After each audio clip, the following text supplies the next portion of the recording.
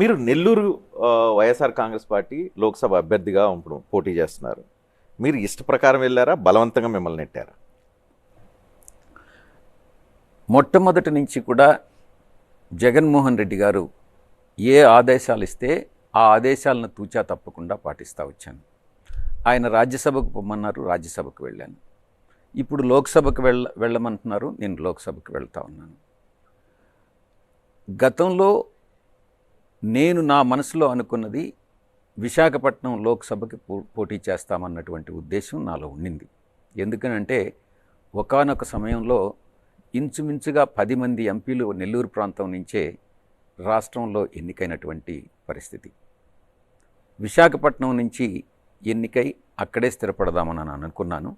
కానీ ఈరోజు జగన్మోహన్ రెడ్డి గారు ఇచ్చినటువంటి ఆదేశాల మేరకు నెల్లూరు లోక్సభ స్థానానికి పోటీ చేసి నెల్లూరులోనే ఎక్కడైతే నేను పుట్టానో, ఎక్కడైతే నేను విద్యాభ్యాసం చేశానో ఆ ప్రాంతంలోనే నేను మళ్ళీ తిరిగి సెటిల్ కావడం జరుగుతుంది.